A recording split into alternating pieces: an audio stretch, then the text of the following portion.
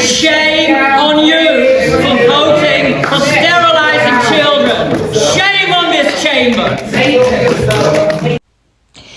At a recent Cheshire West and Chester Council extraordinary general meeting, which included an item where the council had the opportunity to vote against the puberty blocker trial, there had already been much heckling and rudeness from the councillors in the chamber, including towards Menno, who came to speak.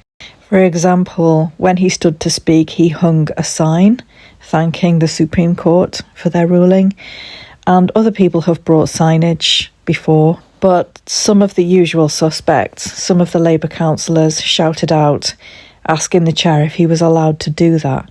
It was extremely rude. They weren't raising a point of order, they were just heckling, because a gay man being within the council chamber, arguing against things that they like to think are inclusive, and they like to think oppose homophobia, was most inconvenient.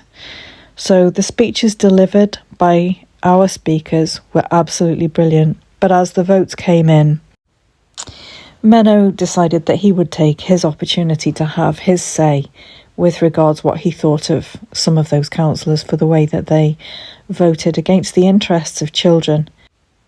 So here he is having his say.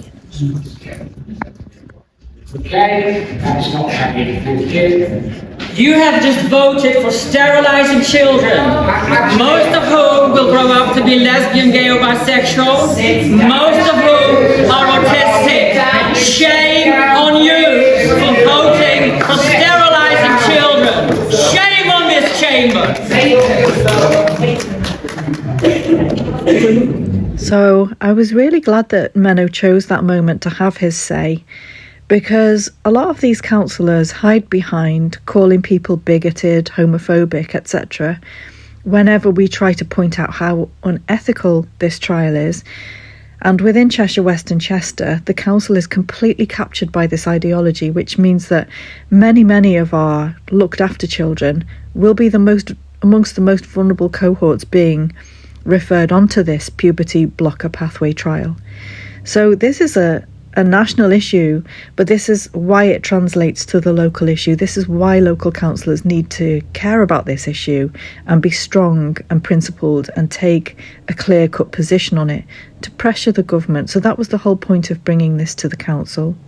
As you could see there was a woman to the right of Menno, who I think was possibly placed there by the council as a dividing line between those who were speaking in favour of my motions and those who were speaking against them, and possibly also had been instructed to stand up and tell anyone to sit down if they did start to heckle. But the problem with that is that there's no one there standing telling Labour councillors to sit down when they are heckling.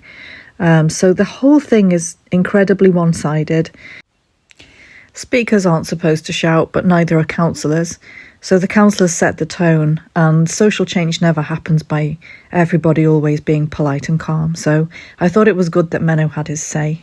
As you can see, 53 of the 60 councillors who turned up to this meeting voted either against opposing the puberty blocker trial or they abstained, which effectively is them being too cowardly to say that they oppose it. So the votes in red, the votes in yellow, either opposed to children's well-being or abstaining, cowardly.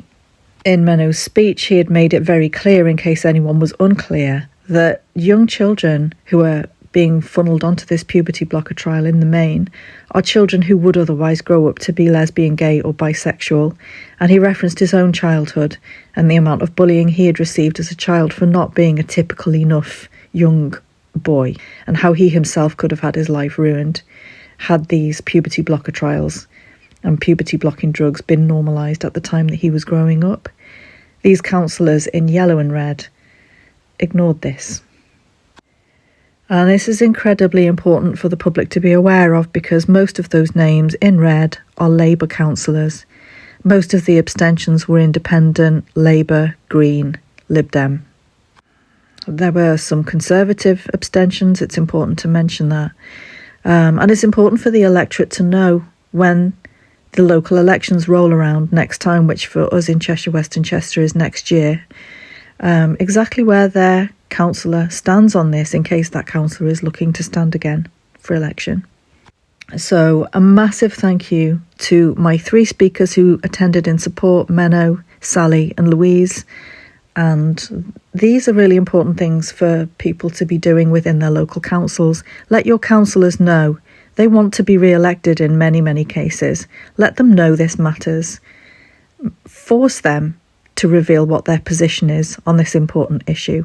The electorate deserve to know, and that's what we did by calling this EGM. We forced the hand of those who would prefer to hide behind calling other people bigots, calling other people transphobes, calling other people homophobes. We forced their hand. We forced them into the spotlight. And our speakers, by attending and speaking in support unapologetically, also did the same. They forced these local politicians to reveal what their position is. So a massive, massive well done to our speakers, and thank you. Okay, that's not happening. Thank you. You have just voted for sterilising children, most of whom will grow up to be lesbian, gay or bisexual, most of whom are autistic. Shame on you for voting for sterilising children. Shame on this chamber.